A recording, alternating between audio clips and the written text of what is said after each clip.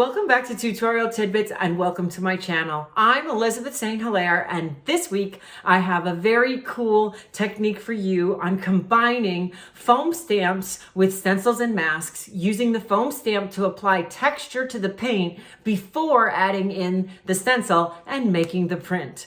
So if you've got a few minutes and you love playing with your gel plate and layering, let's go check it out.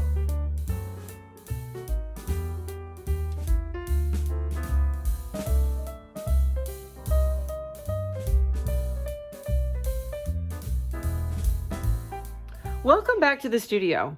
Today I am going to demonstrate a technique from my new book, Amazing Gel Prints Working with Stencils, and it is adding texture to layers with foam stamping. So I am also featuring my brand new Van Gogh Collection, foam stamps, stencils and masks, and the stamp that I'm using is called Starry, and it is inspired by Van Gogh's twinkling and glowing stars and the way that he painted them at night.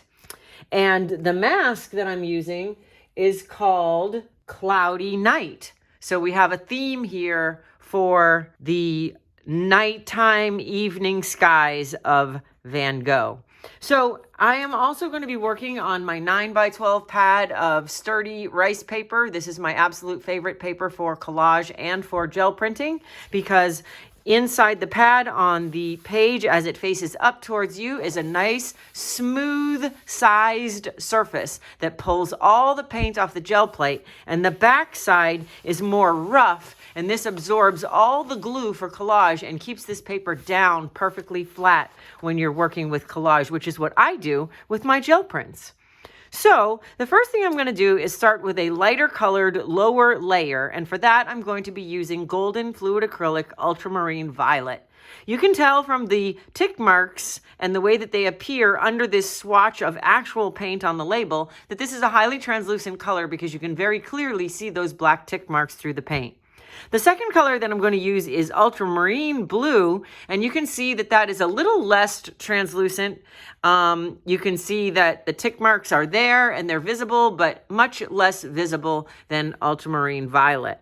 And just as another example, to show you a color that would even be more opaque than the Ultramarine Violet, I'm not going to use this, but you can see that the Titan Buff and the Titanium White and those colors are also pretty much headed towards opaque, in that you can't really see the tick marks very clearly through them, through the swatch of paint on the label either. So, all right, let's start with our lighter and most translucent layer on the bottom, the Ultramarine Violet in a nice thin layer, and I'm going to roll that out with my 6-inch speedball brayer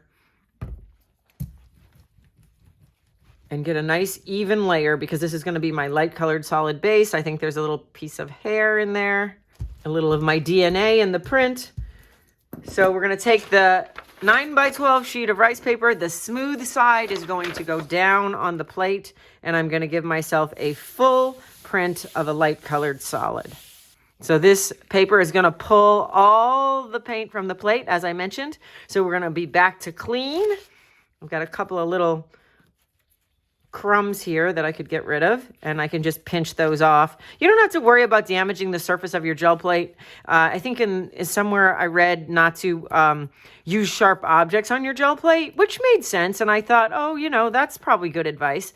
But then one day I had a really small gel plate, and I thought I would use a linoleum carving tool to put a texture in it so I could use it as a stamp.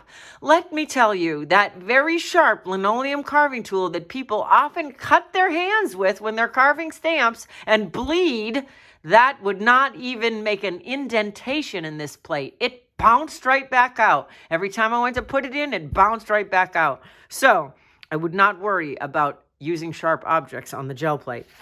Anyway, okay, so here's a beautiful full flood of Ultramarine Violet. This is going to be our base layer for this technique. So the next layer is going to be the Ultramarine Blue, because it is darker and it is more opaque. So that's going to go on top. I'm going to use the same brayer that's still got purple in it. I don't feel the need to roll it out and clean it because I'm in the same color, basically. Okay, this is a really pretty, like a slightly purpley blue. And what I'm going to do here is I'm going to use a cleanup sheet off to the side, and I am going to use my Starry foam stamp to press in and transfer paint. And what I'm doing is pressing and removing a texture into the paint before I use the stencil. And I'm transferring it off to the scrap sheet so that my foam stamp is dry and will pick up the most color every time I transfer it back to the plate. So I'm shifting my stamp around the way that I stamp it, and I'm overlapping it and intersecting it with previous stamps so I get full coverage and nice texture of the Starry foam stamp into this ultramarine blue. Then I'm going to come in and put the Cloudy Night mask right into that textured paint and come back with my light solid and print. So you can certainly add texture into paint with materials other than commercially produced foam stamps. Look at things that have raised patterns like the bottoms of your shoes, for example, or maybe silicone sink liners or placemats, or perhaps some items in the garage or things in your kitchen junk drawer. There are a lot of ways to add texture to the paint before you use the stencil or mask, but I wanted to share with you my brand new designs, which I'm super excited about in the Van Gogh collection. So this combination of Starry foam stamp and Cloudy Night mask should give us a little Van Gogh inspired night sky print. So I'm going to make sure I apply pressure with my fingertips and the heels of the palms of my hand so I get through all the fine line detail in this mask. I'm going to lift it up and check to make sure I have a good contact and that I don't miss any detail, especially in the fine laser cut areas of the spirals. A little more pressure. When you see paint still on the plate, a little more pressure will give you a better imprint. Okay, I think we're good here.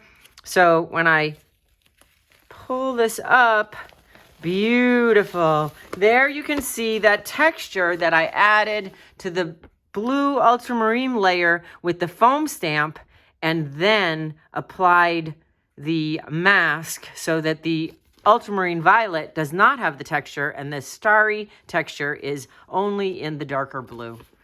So this is a beautiful example of the combination of the designs that I did for the Van Gogh collection. I have both foam stamps and stencils and masks, and they were meant to work and layer together. The Van Gogh collection has 4 masks and 3 stencils. So stencil, stencil, stencil, mask, mask, mask, mask.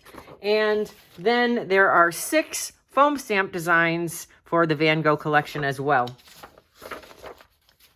Thank you for being here with me this week. I really appreciate your allowing me to share in my excitement for the new Van Gogh collection. I look forward to your comments. I try to respond to all comments, so if you take the time to write, I will take the time to reply. Also, subscribing to my channel and commenting really helps the videos do well. I appreciate that very much from the bottom of my art heart, and I will see you back here next Friday.